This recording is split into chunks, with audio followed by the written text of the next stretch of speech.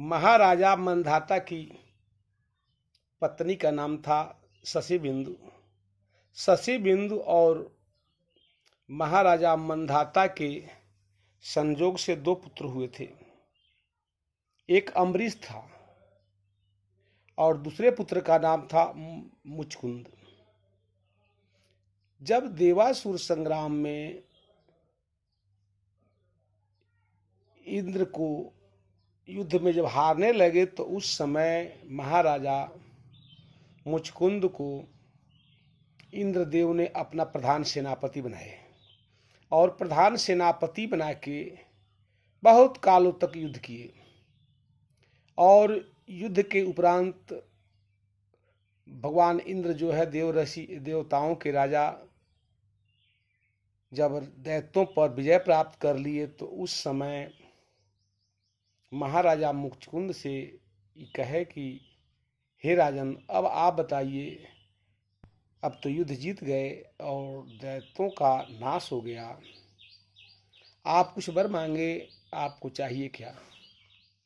अब जो है महाराजा मुचकुंद कहे कि हे देवराज, अब मैं अपने राज्य में जाना चाहता हूँ।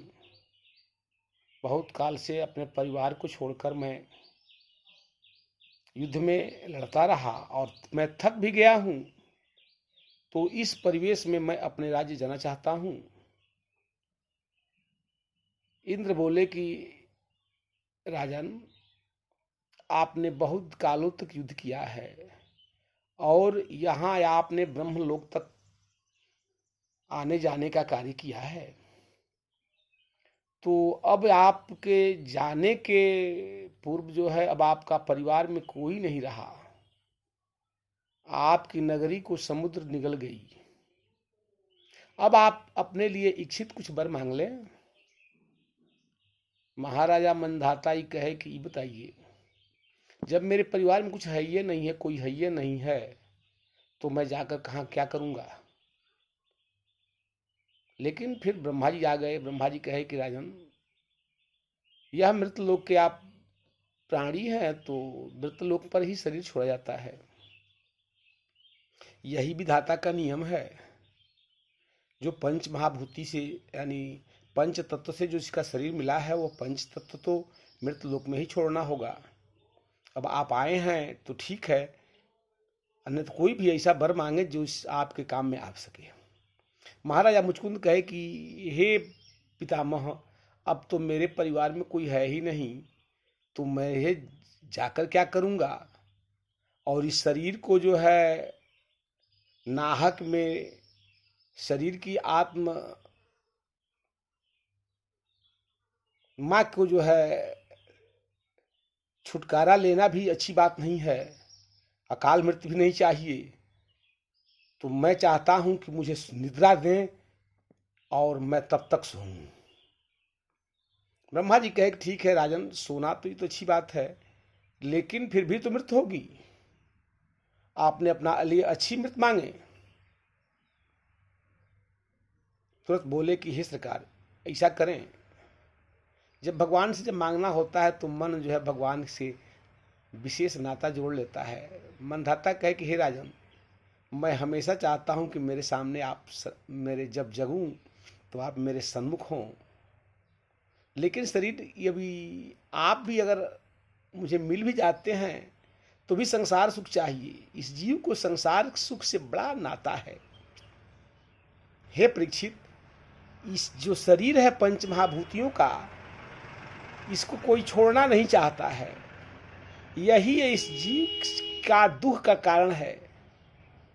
यह पंच महाभूति जो है, पंच तत्व का यह जो शरीर है, जिसको जलना है, सड़ना है, और यह बहुत दुख देता है। महाराजा मंधाता कहे कि सरकार, तुम मुझे सोने की मौका का ऐसा जगह दें कि मैं सो जाऊं, और मैं सोऊं तो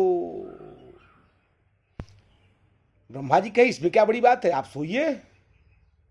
लेकिन मंधाता कहे कि हे ब्रह्मा जी, अगर मैं सोऊं तो मेरे जगाने वाला जो भी मुझे जगावे, मेरा निद्रा को जो भंग करे, वह जो है जल की राख हो जाए, बस यूं मस्त हो गया काम।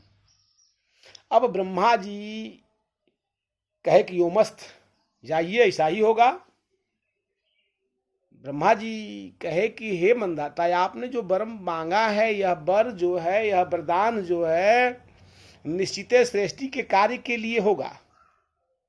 भगवान, आपको वर मांगने में भगवान का कोई विशेष इच्छा है, इसलिए आपने इस वर को मांगा है। तो सो जाइए आप, और आप सोमृत लोक में कहीं भी अपने लिए उचित स्थान देखकर सो में। तो हे परीक्षित, इसी के वजह से महाराजा मंधाता के पुत्र जो है मुचकंद जी जो है आकर के और एक गुफा में सो गए। और बहुत समय बीत गया, सतयुग बीत गया। सतयुग की बात है, सतयुग बीता, त्रेता और द्वापर भी बीत में जब समय आया तो द्वापर के अंत में भगवान कृष्ण से और जरासंध से युद्ध हुआ। तो जरासंध बार बार जो है भगवान श्री कृष्ण पर युद्ध करने के लिए आता था। तो उसने जो है मलेच्छ को जो है फौज लेकर आया और कहा कि अब मलेच्छों को वध करने के लिए भगवान कृष्ण के सामने ले जाया जाए। तो जो मलेच्छों से जब युद्ध करना हुआ तो भगवान कृष्ण भागने लगे। इसलिए भगवान कृष्ण तो मलेच्छों से युद्ध कर नहीं सकते थे, तो वो भागने लगे और भागते गए और काल यमन, मलेच्छों का राजा काल यमन जो है पीछा करने लगा। तो पीछा करते करते गया, भगवान उसी गुफा में गए जिस गुफा में महाराजा मुचकंद सोए थे। और महाराजा मुचकंद को अपनी जो है पीताम्बरी भगवान जो है उड़ा देते हैं और अपने गुफा में छिप जाते हैं। मुचकंद जब को सोया हुआ देख करके और जो है मलेच्छों का राजा जो है काल यमन आता है और महाराजा मुचकुंद को लात से मारता है। तो जब लात से मारता है तो महाराजा मुचकुंद का नेत्र खुल जाता है और वह आँख खोलते हैं। उनके आँख की रोशनी पड़ते ही काल यमन जल के भस्म हो जाता है। अब मलेच्छों के काम राजा काल यमन का जब मृत्यु हो जाता है तो बाहर देखते हैं महाराजा मुचकुंद, तो देखते हैं कि यह तो कलयुग का प्रकट्य हो रहा है, द्वापर का अंत होने वाला है। इसलिए कि पत्तियां छोटी हो रही हैं, लोग भी छोटे हो रहे हैं, फल भी छोटे पकड़ हो रहे हैं, वृक्ष भी छोटी हैं। इसलिए इनको इच्छा हुआ कि भाई अब तो शायद जो है यह अंतिम समय आ रहा है। लेकिन भगवान का दर्शन नहीं हुआ। भगवान कृष्ण जो है आते हैं, कहते हैं हे राजा, अब आप बद्री वन को जाएं और तपस्या हेतु अपने शरीर को छोड़ दें। तो हे परीक्षित, इतने बड़े शक्तिशाली राजा मंधाता के पुत्र मुचकुंद जो है, जो देवासुर संग्राम में दैत्यों को कई बार हराए और ब्रह्मलोक तक का भी आवागमन किया, वो भी इस शरीर को छोड़ के और जो है चले गए। राजन, जो आता है वो सबको जाना पड़ता है। जो माँ के गर्भ से प्रकट होता है उसको मरना है। और यह जो है शरीर जब इस संसार से जो है जो कुछ आपको मिला है, मांस जो है, हाड़ मांस, जो कुछ अन्य जो है मिला है संसार से, इस समाज से मिला है, वह इसी संसार में छोड़ के और चले जाएंगे। इस प्रकार यह महाराजा मुचकुंद की प्रसंग है। जय श्री कृष्ण।